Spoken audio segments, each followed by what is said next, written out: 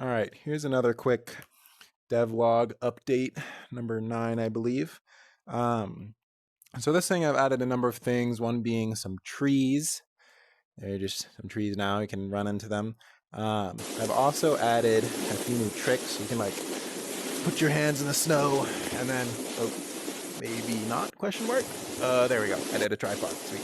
I also changed the kind of 180 rotation system. You now have a bit of a window after you leave the ground. It's about like half a second instead of just the single frame that you leave the object, which makes it a little bit easier to activate and kind of control. That's a couple things. I also added, I made it that your kind of hand disappears when you grab the snowboard holds, but I also added a hand model for grabbing the edge, which is pretty neat. What the heck? Oh. Weird, I think that's a glitch. If I like grab, then my thing shows up and I'm still controlling the board. Huh, that's kind of funny. I'll have to see if I can fix that. That's most of what I've added for now.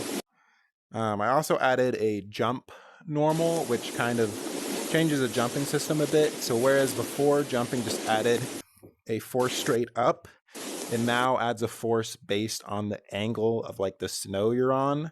So on that surface, I was like jumping you back a little bit. It's just a bit more realistic and kind of helps you go from going over the edge if you don't want to on certain things. Yeah, that's most of the updates for now. And I think I'm nearly ready to release the demo. Might be just a few more weeks. I also added haptics, so your controller buzz at certain points, like if you're grabbing or if you're about to crash or something.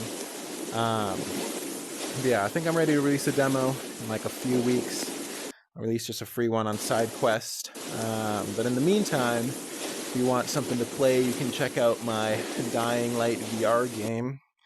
It's pretty cool. It's also free. Oh boy. Yeah, that's pretty much it. Maybe I'll put a link in that description if I remember. But yeah, coming soon.